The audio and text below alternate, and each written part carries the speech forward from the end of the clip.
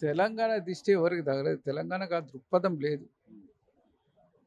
తెలంగాణలో ఎవరైనా మంచిగుండాలని కోరుకుంటారు. విశాలమైన హృదయం ఉన్నవాళ్ళు. ఒకవేళ తెలంగాణ యొక్క కోపం ఉంటే ఆంధ్ర ప్రాంతం వాళ్ళు అనేక మంది హైదరాబాద్‌లో నగరంలో ఉండి వ్యాపారాలు చేస్తున్నారు. మేము చాలా సందర్భాల్లో పార్లమెంట్ సభ్యుడిగా ఉన్నప్పుడు మేము ఢిల్లీకెళ్ళి హైదరాబాద్ రావాలంటే మాకుండే టికెట్లన్నీ ఫుల్ అయ్యేటివి.